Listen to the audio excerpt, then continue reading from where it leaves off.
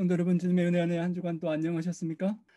세계의 코비드 확진자가 4,200만여 명, 사망자가 114만여 명에 이르고 날씨가 점점 계속 추워짐에 따라서 겨울이 가까움에 따라 확진자가 다시 증가하고 있는 그런 때입니다. 세상에 코비드로 인하여 수많은 어려운 상황들이 많이 벌어지고 있습니다. 중국의 허난성 덩저우에 14살 먹은 소녀가 최근에 자살하려고 엄마의 약을 삼켜 먹었다고 합니다. 정신질환을 앓고 있는 소녀의 어머니가 매일 먹는 약인데요. 소녀가 죽으려고 마음을 먹었던 이유는 인터넷 수업 때문이었다고 합니다. 코로나19로 인해서 계약하는 대신에 인터넷 수업으로 다 대체가 되었고 중국 그 산속에 사는 그 소녀도 그 인터넷 수업에 들어야만 했었습니다. 그런데 가난해서 스마트폰이 한 대밖에 집에 없는데 집 안에 세 남매가 수업을 들어야 하다 보니까 서로 빼앗기고 양보하다가 다 참여할 수가 없었습니다. 소녀는 어쩔 수 없이 수업을 빼먹을 때가 많았고요. 선생님과 친구들이 왜 수업을 안 듣느냐고 이해하지 못하고 물어보는데 대답하기가 싫었다고 합니다. 죽고 싶은 마음이 들어서 그냥 엄마의 약을 삼켜 먹었다는 것입니다. 소녀의 아버지는 왼쪽 다리에 장애가 있고 농사 대신에 또 구두수선으로 생계를 꾸리고 어머니는 정신질환이 있어서 직업이 없다고 합니다. 소녀에게 있는 그 형제들 사이에 가난 속에서 그 인터넷 수업이 그토록 힘들었던 것 같습니다. 다행히도 가족들이 약을 먹고 쓰러진 소녀를 발견해서 병원으로 급히 옮겨주어서 생명에는 지장이 없었다고 합니다.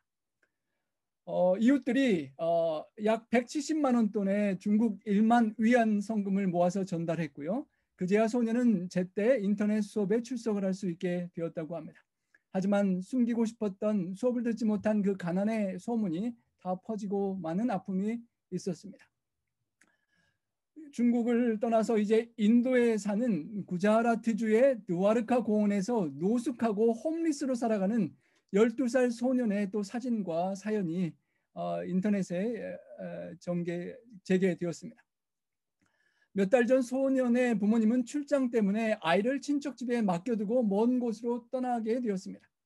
그리고 금방 또 일을 마치고 돌아올 계획이었는데 코로나19가 빠르게 확산되면서 봉쇄령이 내려지고 돌아오는 길 도로가 막히는 바람에 아이를 금방 데리러 오지 못하게 되어 버렸다고 합니다.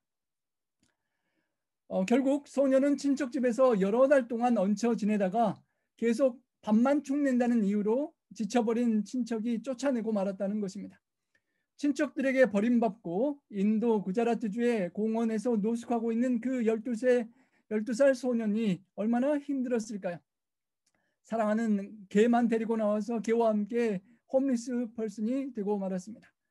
감염 확산을 위해서 모두가 마스크를 필수적으로 착용해야 하는 상황이 되었지만 넉넉지 않은 주머니 사정 때문에 마스크 단 한 장을 사는 일도 벅차서 결국 소녀는 자기 옷으로 이렇게 입을 가로막곤 했지만 주변 사람들이 시선이 날카롭고 손가락질과 비방에 왜 마스크를 쓰지 않느냐는 이해하지 못하는 그 비난 속에 결국 눈물을 쏟아내고 말았다는 그 벤치에 앉아서 울고 있는 소년의 안타까운 모습입니다. 우리 남쪽에 있는 남미에도 가난은 바이러스와 함께 많은 사람들을 힘들게 했습니다. 어쩌면 남미에는 부자가 외국에 나가서 여행을 하고 그렇게 하고 돌아와서 남미에 있는 가난한 빈민들에게 전달된 그런 상태라고 합니다.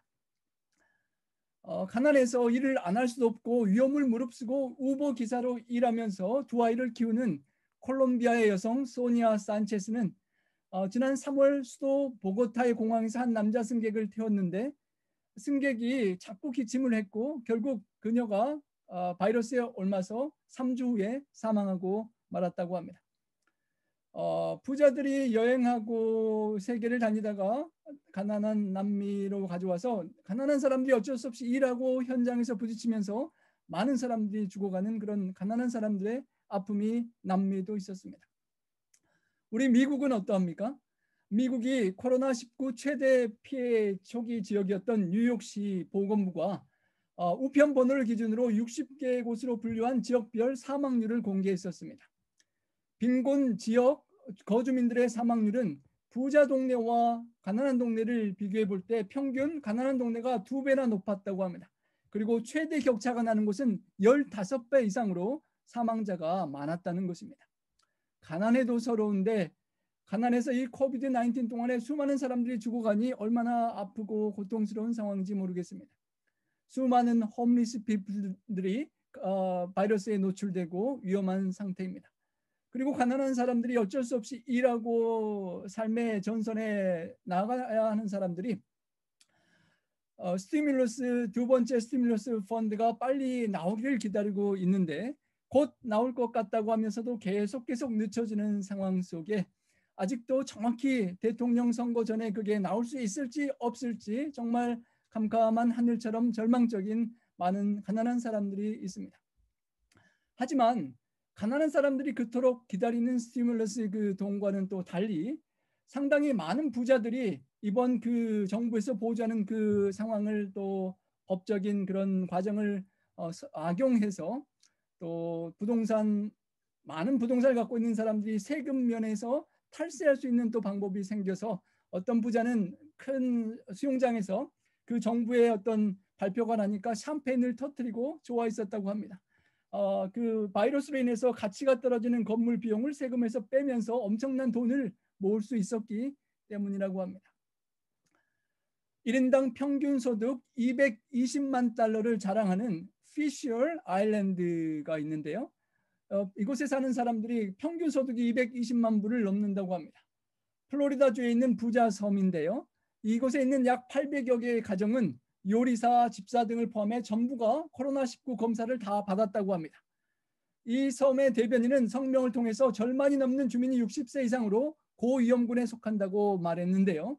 그럼에도 불구하고 모든 사람들이 돈이 많기 때문에 그 비싼 코로나19 검사를 필요할 때 초기에 다 받아서 그것을 잘 위기를 모면했었다고 합니다.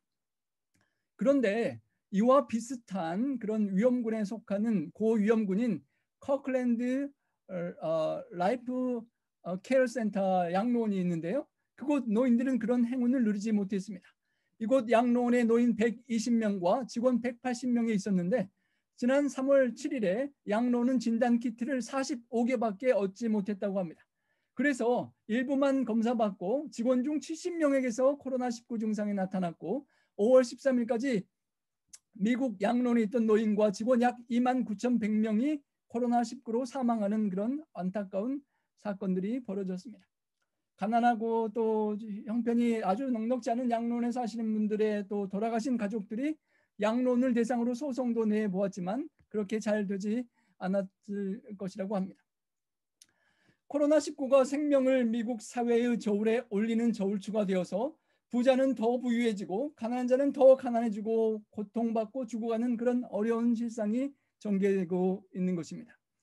부자는 금상첨화지만 빈자는 설상가상입니다. 가난한 사람은 눈 내리는데 또 어려움이 닥치는 그런 상황인 것입니다. 여기 화면에 보이는 부잣집과 평범한 가난한 집의 비교가 보입니까? 부잣집에 테니스장, 운동장, 수영장, 고층 건물이 있지만 너무도 대조적인 집을 비교하게 되는 것입니다. 코로나19가 터지고 많은 사람들이 두려움에 떨고 고난받을 때 세계 1% 부자들이 코로나 위기를 탈출하면서 또 다른 그런 안타까운 그런 마음들을 갖게 했다고 합니다. 돈이 많은 세계 최상류층 사람들은 이 코로나 바이러스 사태 때에 가족들을 다 데리고 저 제2, 제3의 그런 좋은 외곽의 섬 같은 곳에 크루즈를 타고 또 개인 경비행기를 타고 떨어져서 안전하게 또 휴가를 즐기는 그런 상황이 벌어지는 것입니다. 그래서 그 어떤 부자가 그 인터넷 그 사이트에 자신의 소식을 전하면서 나는 안전한 곳에 서인도 제도의 한 아름다운 섬으로 바이러스를 대피했다라고 글을 올려서 많은 사람들에게 좀 안타까운 마음을 갖게 한 사건이 있기도 했었다고 합니다. 너무도 대조적인 상황에 우리는 슬픈 마음을 금할 수 없는 것입니다. 코로나19로 사람들이 직장을 잃고 생계를 꾸리기 어려운 상황이 많은 고통하는 사람들이 있는 반면에 코로나19 기간에 재산 증가분이 가장 많은 미국 부자들이 오히려 이 코로나 사건 중에 엄청난 부를 이렇게 쌓았다고 합니다. 아마존의 제프 베이조스부터 모든 그 어마어마한 돈을 쌓은 사람들이 이렇게 있는 미국의 자유경제주의에서 정말 부와 빈의 극대적인 그런 차이점을, 안타까운 모습을 보게 되는 것입니다.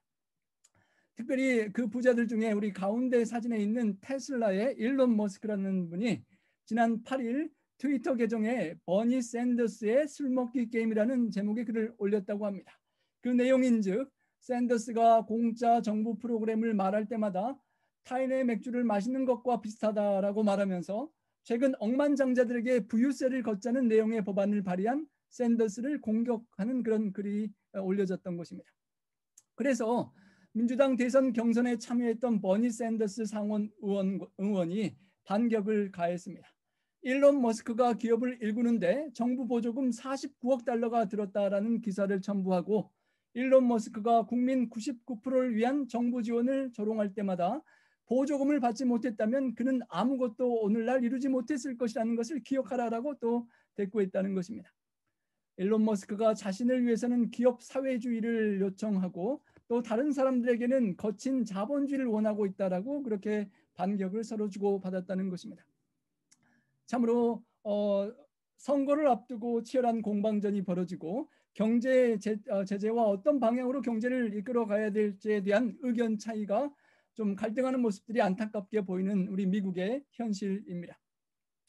코로나 바이러스로 많은 사람들이 죽어가는 이 최고의 나라 미국에서 어쩌면 그것 못지않게 우리를 괴롭히는 죄의 바이러스가 함께 우리를 고통스럽게 하는 것입니다. 우리 한국말에 돈독 올랐다는 말이 있죠. 미국이 어쩌면 돈독에 올라서 돈 탐심의 바이러스에 함께 걸려 있지 않은지 생각하게 되는 것입니다. 마들 테레사 수녀는 풍요로운 이 미국 땅을 방문한 자리에서 이렇게 말했다고 합니다. 이 미국 나라는 평생 내가 본 나라들 중에 가장 부유한 나라가 아니라 가장 가난한 나라라고요. 왜냐하면 그 영혼이 가장 가난한 나라라고 그렇게 표현을 했었다는 것입니다. 어쩌면 영혼이 탐심에 돈독의 바이러스에 걸려서 우리 미국이 고통하고 있지 않는지 생각해 보게 되는 것입니다. The worst of the viruses is sin. 가장 악한 독한 바이러스가 우리가 이 세상에 아는 것은 정말 코로나 바이러스 같이 요새 느껴지지만 어쩌면 그것보다 더 악한 독한 두려워할 바이러스는 죄의 바이러스라는 것입니다. 그중에 많은 사람들이 정말 쉽게 전염되기 쉽고 피하기 힘들고 평상시에 많이 우리가 걸리기 쉬운 바이러스가 탐심의 바이러스라는 것입니다. 오늘 미국에 살아가고 있는 우리, 이 현장에 함께 있는 우리가 이 미국 사회와 내 자신을 함께 돌아보는 그런 말씀을 함께 살피기를 원합니다. 누가복음 12장 13절로부터 있는 본문의 말씀입니다. 무리 중에 한 사람이 이르되 선생님 내 형을 명하여 유산을 저와 나눠주게 하소서라고 요청을 했습니다. 예수님께서 바로 전 본문에 성령에 관하여 말씀하시고 또 이 땅에서 주님을 시인할 때 하늘에서 주님께서 아버지 앞에서 저를 시인하리라는 정말 영원한 생명에 관하여 그리고 성령에 충만한 영적인 삶을 말씀하고 계시는 중에 청중 중에 한 사람은 생각이 완전히 다른 곳에 가 있었습니다. 형과 유산 관계의 문제가 있었는데 그게 잘 해결되지 않으니까 예수님 이 권위 있는 선생님께 부탁해서 형에게 좀 명령을 내려서 이 유산 문제를 좀 잘 해결해 줬으면 하고 그 문제에 정신이 온통 빼앗겨 있었던 사람이었던 것입니다. 하늘은 보이지도 않고 언제 갈지도 모르는 천국이고 이 땅에 살아가는 세상에서 좀 더 천국처럼 살아보고 싶은 그런 사람이었던 것입니다.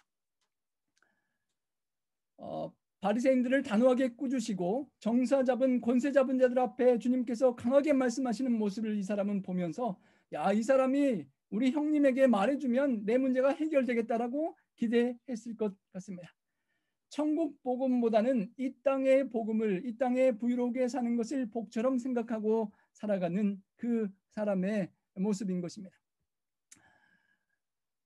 여러분, 지난 한 주간 그리고 지난 한평생 우리가 많은 것들을 생각하고 살아가는데요. 얼마나 많은 시간 동안 우리가 예수님을 생각하고 하늘나라를 생각하고 살았었는지, 아니면 얼마나 많은 비중을 돈과 관련되어 돈을 버는데 쓰는데 아끼고 모으는데 시간을 많이 들였는지 한번 돌이켜 생각해 보게 되는 것입니다. 여러분, 어디에 더 시간을 많이 쓰셨습니까? 돈입니까? 아니면 예수님이십니까? 제가 말씀을 드릴까 말까 고민하다가 간단히만 말씀드리면, 지난 2014년 저희 아버지께서 이메일로 우리 모든 이남이녀 형제들에게 편지를 보내셨습니다. 그 내용인즉 여러 가지 안부 인사를 쓰시고 내용이 유산 문제라는 것입니다. 나눠줄 것이 없어 미안하다. 나는 유산으로 1인용 앉은 책상 1개와 접시 그릇 몇 점만 받았다. 첫 살림방을 사골세로 구해주시고 분가시키셨단다. 그 살림으로 오늘날 이만큼이라도 불어남에 감사하고 살아간단다. 그리고 여러 가지 이제 이런저런 형제들에 관한 이야기를 쓰시고 한 부분에 이런 문구가 나옵니다.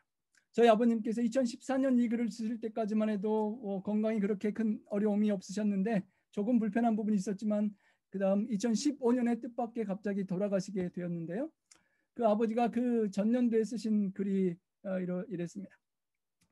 아버님께서 시골을 좋아하셔서 갖고 계신 그 어떤 농장의 토지가 장남이 관리할 것인데 어머니와 이남 이녀가 해당 금액을 땅을 공평하게 나누되 장남이 관리하면서 그 해당 부분을 어느 기간이 되면 면적에 비례하여 분배하여 땅값을 나눠주라라는 그런 유언을 쓰신 것입니다. 전체 면적이 이 정도인데 5분의 1로 계산해서 각 개인당 몇 평이고 남녀 평등이 원칙이지만 석호가 미국에서 재산도 받음 없이 독불장군으로 자립하고 있으므로 좀 도와야 되겠다. 그래서 그 배수인 몇 평으로 계산해서 값을 지불해라. 어머니 몫을 대신하여 막내에게로 옮기는 것이다라는 그런 문구였습니다. 그냥 제가 뭐 그때 당시는 아버지도 건강하셨고 뭐 유산에 대해 생각할 이유가 없어서 그냥 아버지께서 막내를 불쌍히 여기신다는 마음에 고마운 그런 마음이 들었던 것뿐이었는데 아버지가 진짜 1년 후에 너무 갑작스럽게 돌아가시고 시간이 벌써 여러 해가 흘러버리고 말았습니다. 그런데 뭐 지금 미국에서 하나님 은혜로 감사히 잘 살기 때문에 유산에 대해서 별로 생각할 일이 없는데 가끔 어쩔 때 좀 경제적으로 곰핍하다라고 생각하고 좀 돈에 뭐가 있었으면 좋겠다라고 생각될 때가 있으면 아버지의 이 글이 생각이 나는 것입니다. 그래서 저희 뭐 어머님 아직 건강히 살아계시고 어머님이 다 이렇게 계명으로 되어 있으시지만요. 형님이 그 시골에서 그 땅에서 사업 나름 운영하시는 것이 있기 때문에 저는 뭐 기대하는 것이 없습니다. 하지만 그렇게 가끔 좀 삶이 힘들다고 생각될 때 우리 형님 사업이 그 땅에서 잘 이루어져 가지고 뭐 아버지께서 말씀하시는 거는 아니더라도 뭔가를 좀 내가 경제적으로 도움을 받을 수 있으면 좋겠다라는 생각이 솔직히 때로 그렇게 들 때가 있는 것입니다. 오늘 본문 말씀을 보면서 이 사람이 예수님께서는 하늘과 성령과 다른 영적인 이야기를 하는데 자신의 생각은 예수님을 통해서 형님에게 말을 해가지고 내가 좀 유산을 더 받고 이 땅에서 잘 살아보겠다는 생각을 하고 있는 모습을 제가 저 자신의 모습으로 잠깐 투영해 보게 되는 것입니다.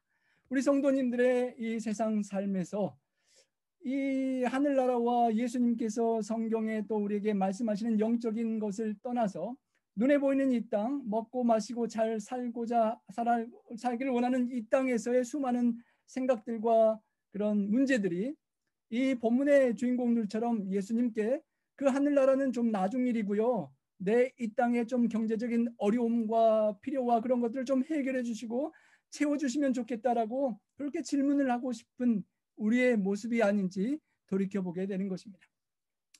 우리 한국의 수많은 재벌들 중에 아버지가 돌아가시고 자녀들이 경영권을 정말 피 터지게 하고 왼수가 되는 그런 안타까운 모습들을 우리가 많이 뉴스를 통하여 보게 됩니다. 수많은 그런 유명한 그룹의 회장들과 부회장들과 자녀들이 권력을 승계하고 재산을 분배받는 과정에 싸우고 그렇게 분열하는 모습이 참으로 안타까워서 어쩌면 돈이 없고 싸우지 않는 것이 더 좋지 않은가라고 생각되는데요. 우리는 세상에 살아가면서 그런 물질의 유산의 문제를 하나님께 간구하게 되는 그런 연약한 존재인 것입니다. 하나님께 다른 것보다도 하나님 이 재산 문제를 좀 해결해서 잘 부자로 살게 해주십시오. 또 좀 더 잘 먹고 좋은 집에서 편안하게 행복하게 살게 해주십시오라고, 비록 우리가 예수님 앞에 있지 못했지만 하나님께 간구하고 기도하고 그런 소원을 아뢰면서 우리가 살아가고 있지 않은지 돌이켜보게 됩니다. 그때에 예수님께서 이렇게 대답하십니다. 이르시되 이 사람아, 누가 나를 너희의 재판장이나 물건 나누는 자로 세웠느냐라고 대답하셨습니다. 좀 뜻밖입니다. 예수님처럼 자상하고 어려운 사람들을 잘 살피시는 주님께서 좀 형편이 좀 딱하구나, 형하고 잘 얘기해서 내가 좀 해결해 줄게라고 해주실 것 같기도 한데, 예수님께서 그렇지 않으셨습니다. 이 사람아, 별로 관계없는 것처럼 그 사람을 대하시면서 누가 나를 너희의 재판장으로 물건 나누는 자로 세웠느냐, 나는 그것을 위하여 이 땅에 오지 않았다라고 말씀하시는 것입니다.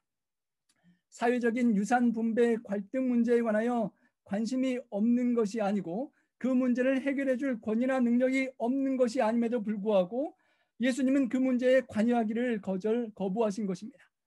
예수님의 사명은 물질을 관리하는 일을 넘어서 더 깊은 차원의 사람의 영원한 생명을 다루는 일이고, 물질을 공정하게 분배하는 차원을 넘어서 그 물질에 대한 탐욕으로부터 근본적으로 자유케 해주는 것이 주님의 사명이었기 때문이라는 것입니다. 이 사람에게, 형에게 잘 말해서 유산을 좀 물려받게 해준다고 그 사람이 행복하게 될 것이 아니라는 것을 주님은 알았던 것입니다. 물질에 대한 탐욕으로부터 해방되지 않는 한 그 돈을 가져서 어떻게 쓰고 방탕할지 모르지만 그 돈을 다 쓴 이후에도 여전히 탐심으로 인하여 시달릴 수밖에 없는 것을 주님은 아셨기 때문입니다. 제가 예전에 섬기던 한 교회에서 구도자 한 분이 계셨는데요. 한 번은 저에게 뜻밖의 부탁을 해오셨습니다. 몇 번의 만남과 교제가 있어서 이제 관계를 쌓고 있었는데 남편과의 좀 갈등 문제, 재산 문제가 있는데 목사님 좀 와서 내 편에 서서, 남편은 남편 친구 데려오고 이렇게 증인이 돼서 재산, 땅과 뭐와 뭐를 어떻게, 집과 그것을 어떻게 나눌지 분배하자는 것입니다. 제가 한동안 그것을 복원하다가 이제 서류를 다 버렸는데요. 이 땅은 누구 거, 이 집은 누구 거, 그래서 딱 자세히 분배를 해놓고 저와 함께 또 미국인 한 친구분, 남편 친구분과 함께 저희가 되게 난처했죠. 왜냐하면 남편에게 얼마나 불편하게 보일까 봐 난처했지만 또 저는 가지 않기가 곤란해서 관계를 참 조심하면서 함께 그 자리에 있고 사인을 해줬던 기억이 납니다. 다행히 그분 관계가 잘 회복되고 교회도 오셔서 침례 받으시고 교회도 같이 나오셔서 참 감사한 일인데요. 그렇지만 예수님은 그렇게 하지 않으셨습니다. 그렇게 시간을 보낼 여유나 초점이 아니었다라는 것입니다. 그런 곳의 재정 유산 문제를, 돈 문제를 해결해 주는 것보다 더 큰 문제를 주님은 해결하기를 원하셨다는 것입니다. 주님께서 말씀하셨습니다. 형에게 유산을 받고자 하는 그 사람에게 형이나 또 이 세상에서 어떤 재산 분쟁 문제, 돈 빌려주고 떼서 못 받아서 안타까운 문제, 그런 세상의 여러 가지 뭐 그런 물질적인 문제에 대하여 주님께서 우리에게 말씀하시는 것입니다. 삼가 모든 탐심을 물리쳐라. 사람의 생명이 그 소유에 넉넉한 데 있지 아니하니라라고 주님께서 핵심적인 교훈을 주셨습니다. 형에게 유산을 물려받으려는 것, 그 외의 모든 탐심들은 물리쳐야 한다는 것입니다. 왜냐하면 그 탐심은 끝이 없고 그 사람의 생명과 영원한 생명과 구원이 소유를 넉넉히 누리는 데에 있지 않기 때문이라는 것입니다. 소유가 어느 정도 필요하지만 생명과 영원한 생명과 구원에는 다가 아니라고 깨우쳐 주시는 것입니다. 성도 여러분, 그렇지만 현실적으로 우리가 한 주 한 주 돌이켜보면 과연 내가 예수님과 하늘나라보다 돈을 더 많이 생각하는 것이 아닌지 솔직히 나의 모습이 그렇게 보이질 수밖에 없는 것입니다. 하나님을 사랑하고 섬기는 모든 사람들에게 진정한 시각으로 이 세상의 물질적 소유를 바라보고 영원한 가치와 비교해서 그것보다 덜한 종속시키라는 그런 요청을 우리에게 주시는데, 우리는 이 땅에 보이는 세상이 보이지 않는 하늘나라보다 더 중요하고 그것이 더 가치가 있게 느껴지는 것입니다. 하지만 주님께서는 더 많은 물질을 쌓고 갖는 것이 진정한 행복이 될 수 없다라고 가르치시는 것입니다. 우리 미국인들이 부자 사람들이 갖고 있는 바이러스 걸린 것을 이렇게 표현합니다. 어플루엔자라는 말인데요. 어플루언트라는 풍요롭다는 말과 인플루엔자, 유행성 독감을 합성해서 만든 어플루엔자라는 그런 것입니다. 어쩌면 코비드-19 바이러스에 우리가 걸릴까 조마조마하고 참 조심하지만 그것보다 더 무서운 돈 바이러스, 탐심의 바이러스에 우리가 걸려서 살아가고 있을 수 있는 우리 미국에서의 삶이라는 것입니다. 미국판 갑질 부자, 어플루엔자 이야기들이 가끔 소식에 나고 하는데요. 우리 한국에서도 한진그룹 회장의 일가의 갑질 그런 어플루엔자 사건들 소식들을 세계적으로 그렇게 부끄러운 이야기들을 들었던 기억이 납니다. 돈 많은 사람들이 돈이 너무 많아서 정말 불쌍하고 가난한 사람들을 인간 대우하지 않고 갑질을 하는 그런 문제들이 생기는데 그것을 어플루엔자의 질병의 증세라고 말하는 것입니다. 부자병, 사치병, 소비증, 소비중독 바이러스라고 하는 것입니다. 풍요롭고 풍요로워질수록 많이 가지면 가질수록 이 병에 걸리기 쉬운 것이라고 하는 어플루엔자라는 저서가 듀크대 명예교수 네일러 등이 펴냈다는 것입니다. 그 어플루엔자 풍요의 그 질병은 많은 것들을 갖고 해도 해결되지 않는 끝없이 탐하고 끝없이 욕심내고 그리고 끝없이 가난하고 어려운 사람들을 도외시하고 함부로 하는 그런 질병인 것입니다. 어플루엔자를 정의하기를 풍요로워질수록 더 많은 것을 욕망하는 현대인의 탐욕이 만들어낸 질병이라는 것입니다. 이 질병은 죽을 때까지 생명이 끝나서 그 모든 것을 포기해야 될 때까지 계속 더 많이 갖고 싶고 쌓고 싶은 질병이라는 것입니다. 소비가 우리를 자유롭게 하리라 행복하게 하리라는 그 지상주의의 환상을 쫓는 인간의 불행으로 이끄는 특징이라고 합니다. 무력감과 과도한 스트레스, 채워지지 않는 욕구와 쇼핑 중독, 만성 우열, 우울증 등이 그 증세라고 하는 것입니다. 돈이 많아서 세상 무서운 줄 모르고 세상을 무시하며 살아가는 정말 돈이 많아서 큰 범죄를 짓고 그럼에도 불구하고 돈이 많기 때문에 부모님이 법정으로 도움을 받아서 그렇게 법의 그 질책과 벌에서 이렇게 해방되는 그런 안타까운 소식들과 사건들을 우리가 듣고 보는 것입니다. 참으로 돈에 묶여서 돈 욕심에 사로잡혀 살아가는 돈의 바이러스에 걸려 있는 우리가 아닌지를 돌이켜 보아야 하는 것입니다. 잠언 1장 32절엔 말하기를 어리석은 미련한 자의 풍요로움은 아니라면 자기를 멸망시키려니와 그랬습니다. 풍요롭고 많은 돈을 쌓고 행복하고 똑똑하게 산다고 생각하지만 그 많은 부유함이 그 어리석은 부자들을 파괴하고 멸망시키고 영원한 죽음으로 몰아갈 수 있다는 것입니다. 반대로 33절에 오직 내 말을 듣는 자는 평안히 살며 재앙의 두려움 없이 안전하리라 라고 하셨습니다. 하나님을 만나고 하나님의 말씀을 듣는 자는 평안하고 재앙의 두려움 없이 살 수 있는데 하나님을 만나고 하나님의 말씀을 듣는 구별된 안식일의 시간과 예배의 시간에도 주말에 사업을 하면 많은 돈을 벌 수 있기 때문에 우리는 포기하기가 참 어려운 것입니다. 당장 주말에 사업을 해서 돈을 많이 버는 것이 하나님의 말을 듣고 사는 것보다 더 풍요롭고 안일하게 살 수 있을 것 같은 믿음 때문인 것입니다. 그런 상황 속에서 주님께서 핵심적인 교훈을 주시고 아주 이해하기 쉽게 한 비유의 이야기를 들어주십니다. 파라볼레라는 비유라는 말은 이렇게 견주어서 비슷한 이야기를 들려주시면서 깨닫게 하시는 주님의 비유의 이야기인 것입니다. 비유로 그들에게 말하여 이르시되 한 부자가 그 밭에 소출이 풍성했다라는 이야기를 들려주십니다. 부자가 밭에 씨를 뿌리고 최선을 다해 돌보고 농사를 열심히 부지런히 새벽부터 밤까지 일을 했던 것 같았는지 모르겠습니다. 또 사람들을 고용해서 일꾼들을 시켜서 큰 대농을 그렇게 성공적으로 경영했습니다. 그리고 풍성하게 소출이 나왔다는 것입니다. 그리고 그 풍성한 소출 속에 그는 마음속에 고민을 하게 됩니다. 심중에 생각하여 이르되 내가 곡식 쌓아둘 곳이 없으니 어찌할까 하고 여러분 농사를 지어서 창고에 넣을 만큼만 적당히 수확이 됐으면 그냥 수확해서 창고에 딱 넣으면 다 끝나고 쉬는 건데, 문제는 너무너무 풍성하게 소출이 많아서 창고에 쌓을 곳이 다 쌓고도 남을 정도로 많은 수확이 생겼다는 것입니다. 그래서 그 많은 여윳돈이 심중에 고민을 하게 만드는 것입니다. 여러분 옛날에 가난하고 못 살고 힘들 때는 그냥 하루하루 먹고 살기 바쁘고 피곤해서 자고 그렇게 살아왔는데, 어느 날부턴가 여유가 생기고 돈이 생기고 집도 갚고 뭐 통장에 그렇게 돈이 쌓여가면서 이 돈을 어떻게 해야 되나라고 그런 고민이 그때부터 생기는 것입니다. 돈 없는 사람은 경험할 수 없는 돈이 있기 때문에 심중에 생각할 수밖에 없는 상황이 벌어지는 것입니다.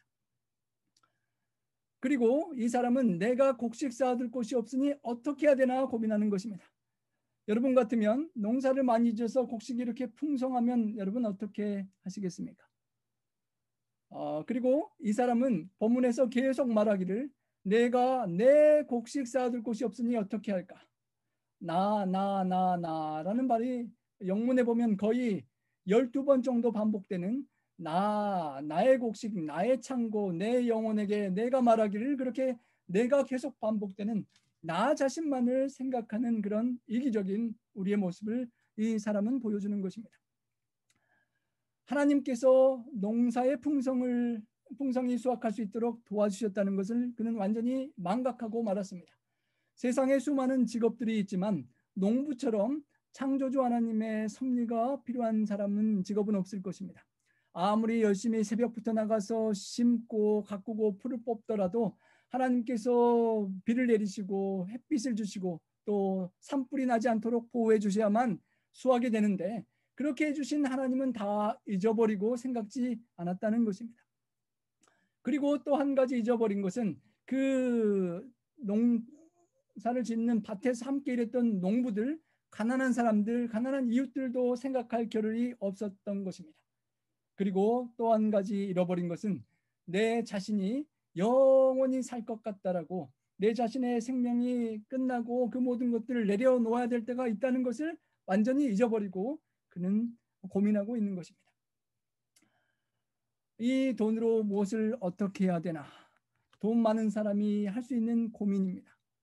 돈이 없으면 고민할 필요가 없는 것들을, 이 돈을 어디에 써야 되나? 어려운 사람 성도님들을 도와드릴까?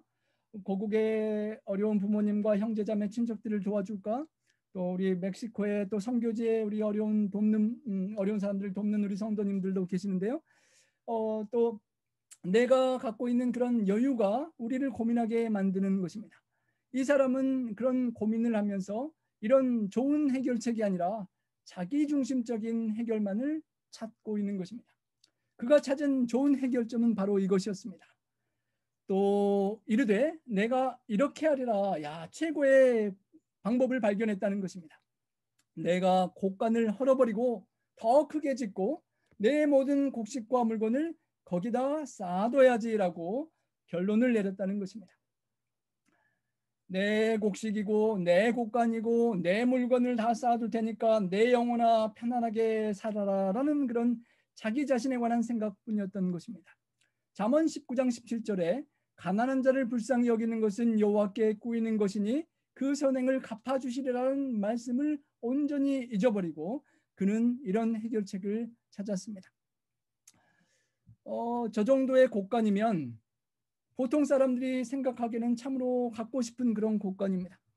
왜 그 아까운 곡간을 헐어버리고 무너뜨릴까요? 그 아까운 곡간을 헐고 왜 또 거기다가 더 높은 곡간을 쌓으려고 하는 것일까요? 다른 곳에 곡간을 짓자니 그 땅이 아깝고 그 땅에 또 다른 농사나 다른 수확을 벌일 수 있는데, 이 땅 놀리지 말고 좀 아깝긴 하지만 다 이 곡간 헐어버리고 더 높은 수십 층의 곡간을 지어야지라고 자기만을 생각하는 곡간을 짓는 것입니다. 주변 가난한 사람들이 그 헐어지는 곡간을 보면서 참 아깝다라고 생각했을 것 같습니다. 그리고 곡간의 그 모든 그런 수확들을 계속 차곡차곡 쌓고 이렇게 모으게 하였습니다. 그냥 그 남는 곡간에 다 채우고 나서 남는 것들은 가난한 사람들에게 좀 나누어 주거나 또 하나님께 감사히 돌려드리거나 하는 그런 마음이 생기면 좋을 텐데 그럴 여유가 없었습니다. 어쩌면 우리가 처음에 생각했던 중국의 그 불쌍한 여학생이나 인도의 그 불쌍한 어린 소년처럼 어렸을 때 지긋지긋하게 가난하게 살아서 어떻게 내가 이를 악물고 열심히 공부하고 일하고 수고해서 이렇게 자수성가했는데 그 수고한 것을 그렇게 함부로 보낼 수가 있느냐, 그럴 수 없다라고 생각했는지도 모르겠습니다. 그것을 다 쌓아두고 모아두고 나만 누리고 싶었던 것입니다. 그냥 한꺼번에 다 팔아버릴까 생각도 했겠지만 그러면 곡물이 한꺼번에 너무 시장에 많이 나오면 가치가 떨어져서 싼값에 헐값에 팔아야 되니까 곡식은 다 쌓아놓고 조금씩 시장에 필요한 만큼만 내서 값을 제대로 받고 부자가 되겠다고 하는 아주 똑똑한 경영과 사업 수완이 있는 그런 사람이었던 것입니다. 실물교훈 20장에는 이렇게 그 사람을 묘사해 둡니다. 그는 마치 하나님도 없고 천국도 없고 죽음 이후에 내세도 없는 것처럼 살았다는 것입니다. 그가 삶에 갖고 있는 모든 것은 다 내 것이며 하나님께나 다른 이웃에게 아무런 빚도 지지 않은 것처럼 생각했다는 것입니다. 시편 기자는 시편 14편 1절에 어리석은 자는 그 마음에 이르기를 하나님이 없다 하도다라고 했습니다. 때로는 우리가 하나님을 믿는 성도로서 하나님을 없다라고 말할 이유는 그럴 사례는 없겠지만 나의 삶은 하나님이 안 계신 것처럼 그렇게 자신만을 위해 이 부자처럼 계획하고 살아갈 수 있다는 것입니다. 자기의 장래를 위해 넉넉하게 비축되어 있는 것을 보고 내 수고의 열매를 보관하고 쌓아가고 즐기는 것 외에 아무것도 할 일이 없는 것 같았습니다. 통장에 돈이 솔솔솔 모이는 재미, 또 집값 몰기지가 솔솔솔 갚아지는 재미, 그리고 은퇴해서 여유롭게 누릴 수 있는 은퇴 자금이 잘 쌓여가는 것을 보는 재미가 최고였던 것입니다. 자기가 남보다 더 많은 은총을 입었다고 생각하고 자기의 현명한 경영에 대한 공로를 자기 자신에게 돌리고 그렇게 자랑스럽게 높은 창고를 쌓고 보란 듯이 사람들에게 보여주는 그런 사람이었다는 것입니다. 그런데 이 세상의 똑똑한 사람의 지혜가 하나님 보시기에는 참으로 미련한 것이었던 것입니다. 미래에 은퇴해서 정말 오랫동안 즐기고 누리고 살겠다고 계획했지만 하나님께서는 정반대의 다른 계획을 그에게 갖고 계셨던 것입니다. 여러분 이 화면에 스토리지 유닛을 사용해 보신 적이 있으십니까? 가끔 이사할 때 저도 렌트가 이곳에 어떻게 될지 몰라서 혹시 렌트가 어려우면 저런 공간을 좀 활용해야 되지 않나 생각했었는데요. 미국에 3만 곳 이상의 물품 보관소가 어마어마한 큰 땅을 차지하면서 성업 중이라고 합니다. 집에도 쌓을 곳이 많은 이 미국 땅에 얼마나 많은 것들을 저렇게 많은 창고들에 다 쌓아놓을까 정말 의아한데요. 어플루엔자의 하나의 또 증상일 수도 있겠습니다. 물론 가난한 사람들이 둘 곳이 없어서 쌓아두는 것은 꼭 필요이겠지만 부자들이 많은 것을 갖고 있고 집에 둘 자리가 없어서 잘 꺼내지도 않는 것을 그곳에 쌓아두는 그런 모습이 있다면 그는 어플루엔자의 그런 잘못된 부족한 모습인 것입니다. 하나님을 이스라엘 후 세대들이 자라나면서 선조들이 기대하고 믿었던 하나님을 완전히 잊어버렸다고 하는 사사기의 말씀처럼 이 부자는 하나님을 완전히 잃어버리고 살았습니다. 과연 나는 어떤지 돌이켜보게 되는 것입니다. 하나님께 주시는 풍요로움과 이 미국 땅에서 넉넉한 삶 속에서 하나님을 잊어버리고 내가 살 때가 있지 않은지 나 자신을 돌이켜보게 되는 것입니다. 부자는 창고에 쌓고 쌓아지는 것을 보면서 기뻐하고 즐거워했습니다. 그리고 자신에게 이렇게 말했습니다. 내가 내 영혼에게 이르되 영혼아 여러 해 쓸 물건을 많이 잘 저 큰 창고에 쌓아두었으니까 평안히 쉬고 맛있는 거 먹고 싶었던 거 다 먹고 마시고 싶은 거 다 마시고 즐겁게 누리자라고 그렇게 행복해했다는 것입니다. 지긋지긋한 우리 한국의 가난을 벗어나서 이 미국 기회의 좋은 땅에 와서 아메리칸 드림을 이루고 살아가는 나의 모습이 혹시 내 영혼에게 이렇게 말해주고 있지는 않는지 생각해 보게 되는 것입니다. 여러 해 쓸 물건, 은퇴해서 죽을 때까지 쓸 수 있는 재산을 다 많이 쌓아두고 통장에도 두고 집도 사두고 건물도 짓고 해두었으니까 이제는 편안히 좀 쉬고 과거에 수고하면서 먹고 싶었던 거 못 사 먹었던 것 좀 사 먹고 못 마셨던 비싼 것도 마셔보고 하고 싶었던 것도 원껏 즐기고 쾌락도 누려보고 그렇게 살아보고 싶다라는 그런 우리의 마음을 이 부자는 표현했던 것입니다. 이제는 더 부를 쌓을 필요도 없고 이 정도면 됐고 호의호식하면서 정말 먹고 마시고 즐기며 쾌락을 누리며 살아보고 싶은 그런 인간의 욕망을 표현한 것입니다. 잠 못 자고 못 먹고 못 쓰고 어떻게 아껴서 모은 재산인데 내가 이것을 잘 쌓아놓고 잘 누려야지라고 생각하는 것입니다. 그런데 전도서 5장에는 이런 부자에 대하여 이렇게 말한 것이 있습니다. 해 아래서 큰 배단되는 일이 있는 것을 보았나니 소유주가 재물을 자기에게 해가 되도록 소유하는 것이라는 말씀입니다. 어떻게 재물을 쌓아놓는 것이 자신에게 해가 될 수가 있을까요? 돈이 많은 게 정말 좋을 것 같은데요. 우리 한국에 수십 년 전에 있었던 지존파 사건을 기억합니다. 돈 많은 부유층에 대한 증오의 감정으로 5명의 부자를 연쇄살인한 끔찍한 사건을 기억합니다. 돈이 많지 않았더라면 그 표적이 될 이유가 없었을 텐데 돈이 많아서 죽은 그런 안타까운 사례가 어쩌면 돈을 해가 되게 쌓는 사례도 될 것입니다. 하나님은 그에게 말씀하십니다. 그가 생각한 계획과 완전히 다른 계획입니다. 어리석은 자여 오늘 밤에 내 영혼을 도로 찾으리니 내 준비한 것이 누구의 것이 되겠느냐.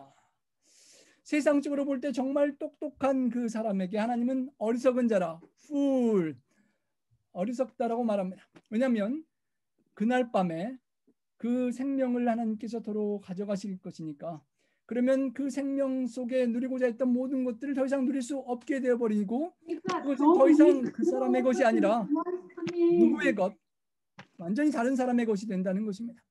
목숨이 얼마 남지 않았는지를 모르고 욕심을 계속 부리는 어리석은 부자의 모습을 렘브란트가 그린 그림입니다.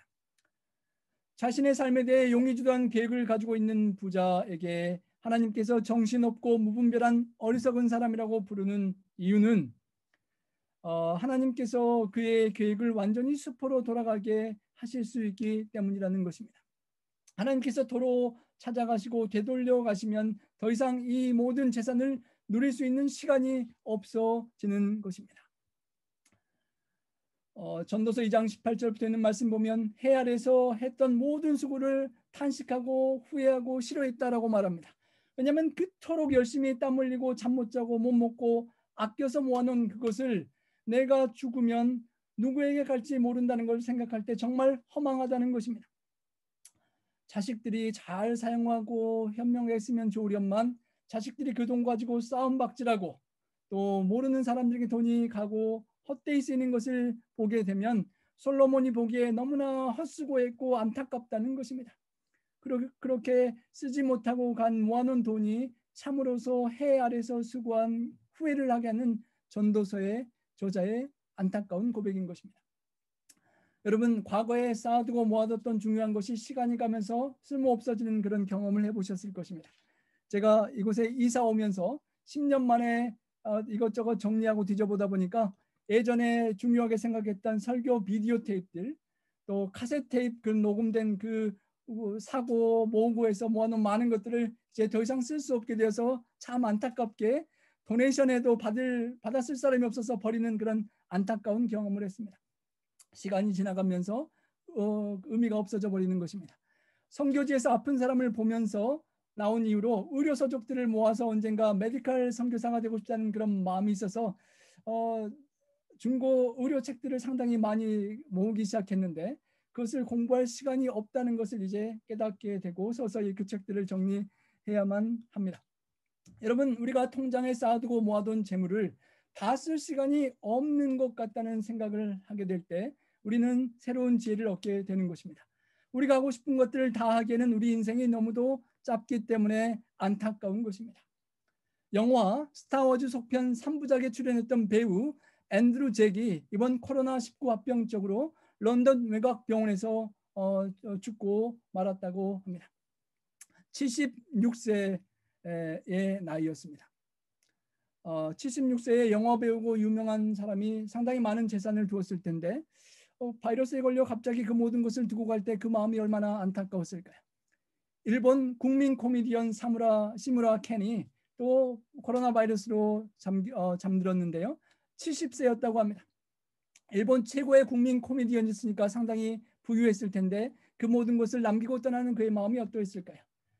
영화 크로코다일 던디에 출연한 미국 할리우드 배우 마크 블럼은 69세로 코로나 병증으로 또 사망했습니다. 미국의 컨트리 가수 조 디피도 코로나 바이러스로 61세에 사망했습니다. 그리고 많은 사람들의 안타까움 속에 죽은 중국의 젊은 의사는 얼마나 많은 재산을 두고 갑자기 죽게 되었을까요? 우리 한국에서 코로나 확진이 된 이후에 사망까지의 사망률은 아주 적지만 그 사망한 사람들의 소요기간이 약 2주에서 3주간 걸렸다고 합니다. 갑자기 바이러스에 걸려서 3주 만에 내 생명이 다한다면 내가 모아두고 쌓아둔 명예와 재산과 그 모든 것들이 얼마나 허무할까요? 무덤에 갈 때는 유아울을 끌고 갈 수 없다고 합니다. 제가 합회에서 제공하는 큰 유아울 트럭에 책꽂이에 책박스에 많은 것들을 정말 다 싣고 왔는데요. 죽을 때가 되면 그 모든 책들을 다 누구에게 죽기 전에 다 전해줄지 우리 예준이가 얼마나 볼 수 있을지 모르겠습니다. 죽음을 처할 때는 우리가 그토록 소중하게 모았던 것들을 가져갈 수 없음을, 더 이상 유아울 차를 끌고 갈 수 없고 그 관 속에 제가 좋아하는 책 몇 권이나 넣을 수 있을지 모르겠습니다.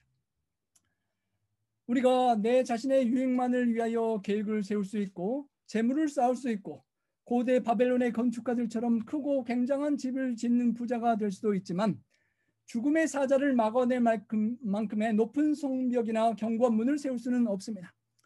벨사살 왕이 왕궁의 최고의 잔치를 배설하고 금과 은과 동과 철과 목석으로 만든 신들을 찬양하면서 쾌락을 누리고 있을 때에, 먹고 마시고 쾌락을 즐기는 그때에 보이지 않는 하나님의 손이 왕궁 분벽에 메네메네 데겔 우바르신이라고 멸망의 선고를 기록했고 그날 밤 적군의 발걸음 소리가 성문 쪽으로 들려오게 되었습니다. 그리고 바로 그날 밤에 갈대아 왕 벨사살이 죽임을 당하고 말았습니다. 철옹성에 둘러싸이고 물길이 막아서 적군이 도저히 들어올 수 없다는 자신만만의 쾌락과 세상을 즐기고 있었던 그 최고의 나라의 최고의 리더가 그날 밤에 죽을 줄을 모르고 살았다는 것입니다. 내가 내 자신의 유익만을 위하여 계획을 세우고 재물을 쌓고 그렇게 좋은 집 속에 바벨론의 벨사살과 같은 그런 부귀영화를 누린다 할지라도 내가 하나님을 생각하고 준비되어 있지 않으면 내 자신만을 위하여 사는 것은 죽음으로 가는 두려운 바이러스에 걸리는 모습이라는 것이랍니다. 탐욕, 나 자신만을 이롭게 하려는 그 욕망이 영원한 생명에서 나를 끊어버릴 수 있다는 것입니다.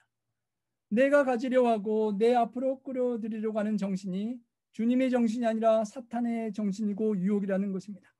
다른 사람은 잊어버리고 하나님도 잊어버리고 나만을 생각하는 이 탐심의 바이러스에서 우리는 해방되고 자유로워야 할 것입니다.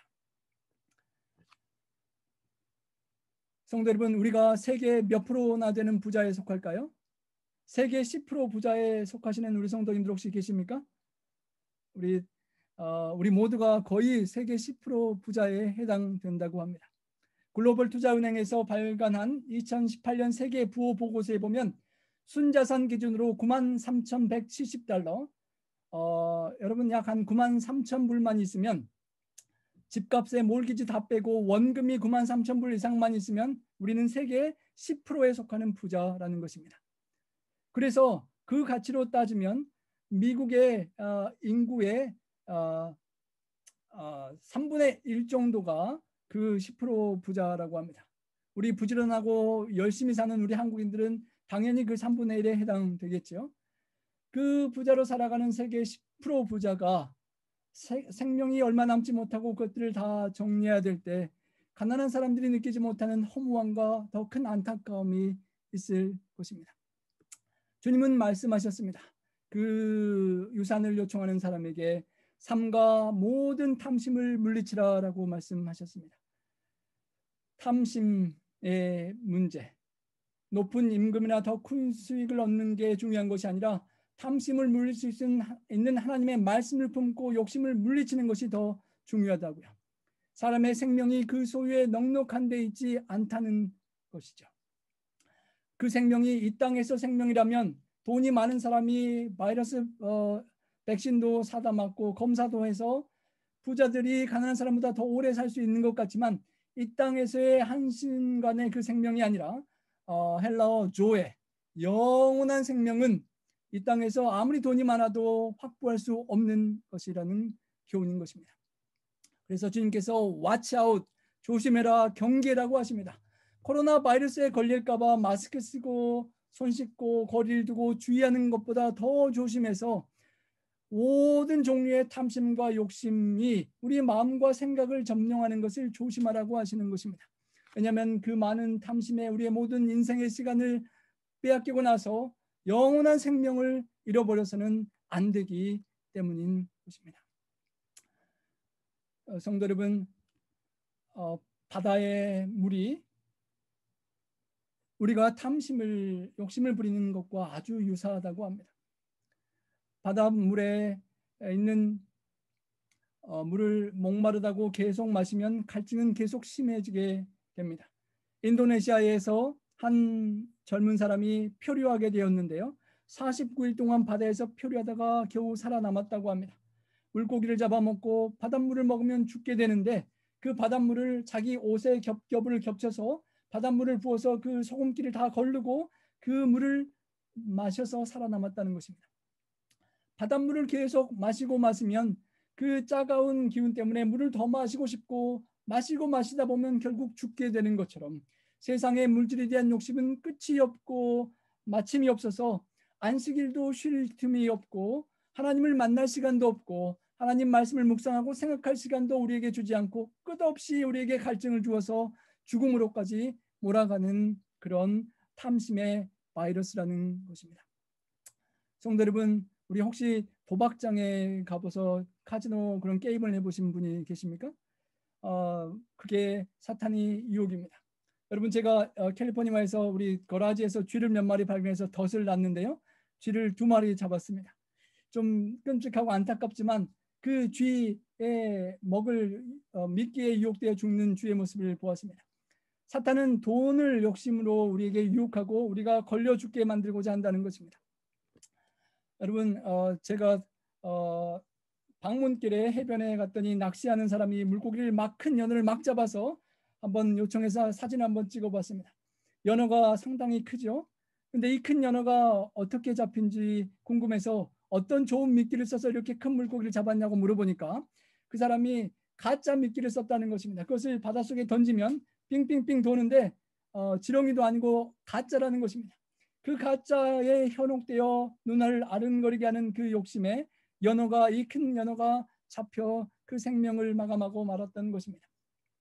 한국에서도 고금리를 미끼로 주부들에게 많은 돈을 가로챈 130억 원대 피해 규모의 그런 사기 사건들이 일어나곤 하는데요. 우리가 그런 욕심의 사탄의 미끼에 걸려들어서는 안 될 것입니다.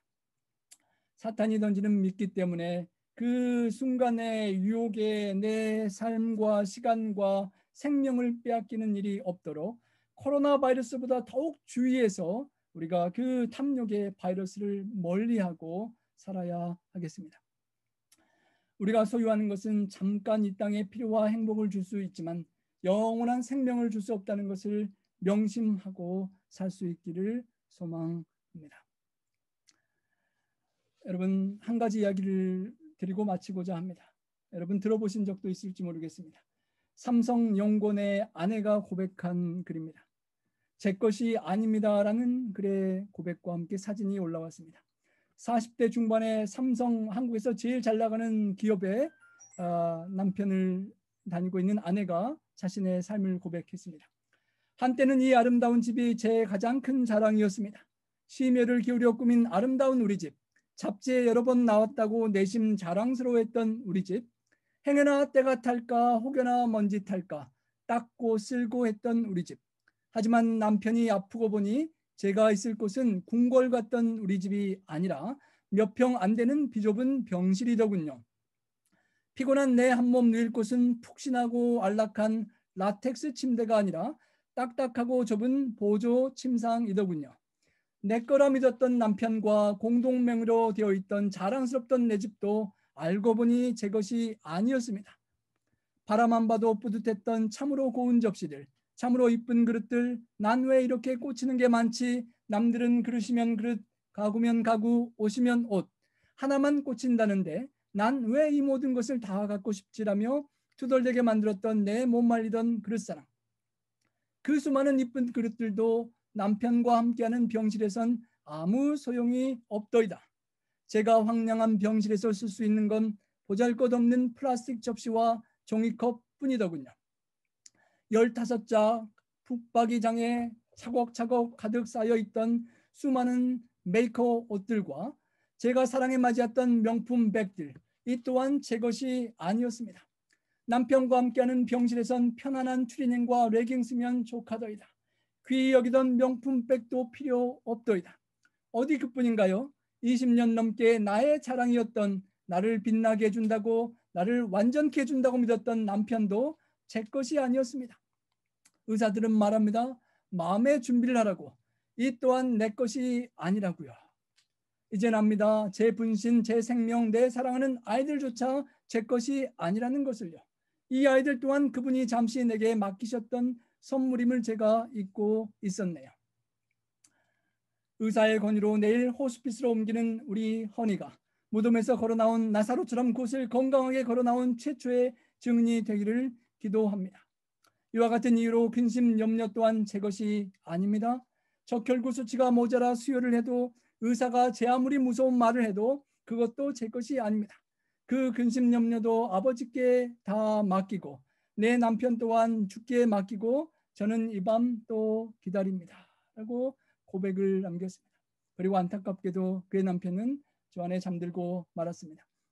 내 것이 아닌 걸 내 것인 양 소유하며 자랑하며 욕심내고 살았던 무지를, 교만을, 과거를 회개하며 눈물로 기도하는 한 여인의 아름다운 고백이 우리의 고백이 되기를 원합니다. 사람이 온 천하를 얻고도 제 목숨을 잃으면 무엇이 유익하리요? 무엇을 주고 제 목숨을 바꾸겠느냐? 주님께서 결론 지으십니다. 자기를 위하여 재물을 쌓아두고 하나님께 대하여 부여치 못한 자가 이와 같으니라. 성도 여러분, 나 자신을 위하여 많은 것들을 쌓고 조심하는 이때에 하나님께 대하여 얼마나 부유한지, 중국에 있는 소녀와 인도에 있는 소년과 남미에 있는 사람과 또 우리 미국에 있는 홈리스 피플, 어려운 사람들에게 또 우리 하나님께 내가 얼마나 부유한지 돌이켜보고 생각하며 또 우리의 삶이 이렇게 탐심의 바이러스에 결코 감염되지 않고 하늘나라 영원한 생명을 놓치는 일이 없고 또 우리 주변에 많은 사람들이 그런 일이 없도록 우리가 구원하는 그런 주인공들이 될 수 있기를 간절히 바라며 말씀을 드리겠습니다. 우리 함께 기도하시겠습니다. 사랑의 아버지 하나님, 우리를 사랑하시고 축복하셔서 정말 이 땅에서는 가장 좋다는 미국, 최고의 부유한 나라, 세계의 10%에 해당되는 그 부유한 풍요로움을 누리고 살 수 있는 축복을 허락하셔서 감사합니다.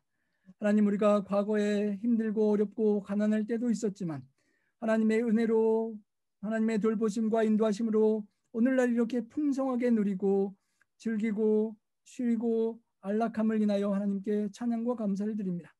하나님, 하지만 저희가 오늘 명심하게 하시오니 정말 코로나 바이러스보다 두려운 탐심의 바이러스에 걸리지 않도록 도와주시고, 혹 우리가 걸렸거든 우리 예수 그리스도의 백신, 생명의 보혈의 백신으로 우리를 다시 맞춰주셔서 그 탐심의 독에서 해방될 수 있도록 저희를 구원하여 주시옵소서.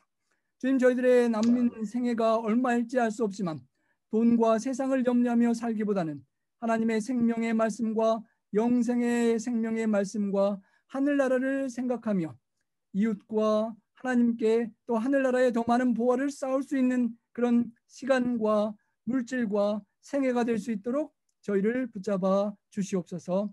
하나님 아버지, 사탄 마귀가 여전히 돈과 사탕 발림으로 우리를 유혹하고 미끼를 던질 때 시험에 들지 않도록 도와주시고, 참된 가치, 영원한 가치, 죽음으로 다 포기하고 가야 될 것들이 아니라 하늘까지 영원히 가지고 갈 수 있는 그 귀한 것들, 우리 주님의 생명의 말씀과 주님을 따라가며 동행하며 변화된 우리의 품성과 또 우리의 사랑과 나눔과 구제를 통하여 구원한 영혼들을 모두 다 가지고 하나도 아쉬운 것 없이 하늘나라로 기쁘게 갈 수 있는 우리 모두가 될 수 있도록 도와주시고, 돌이켜보고 세상을 후회하는 것이 아니라 하늘나라를 바라보고 기뻐하며 하늘로 갈 수 있는 우리 모든 재림 나파 성도들 될 수 있도록 도와주시옵소서. 하나님 아버지, 아멘. 삶의 절핍방 가운데 코로나 바이러스로 참으로 쉽지 않은 경기 가운데도 성실하게 또 헌금을 구별한 우리 성도님들 축복해 주시고, 또 삶이 어려워서 주님께 구별하기가 쉽지 않은 우리 모든 성도님들의 삶과 사업도 형편을 주님 살펴주시고 축복해 주시고 인도해 주셔서 참으로 물질의 염려로부터 자유롭고 하나님과 이웃에게 풍요로운 복된 축복의 통로로 살아갈 수 있도록 축복하시고 영광받아 주시옵소서. 우리 구주 아멘. 예수님 성호지하여 간절히 축원하옵나이다. 아멘. 아멘.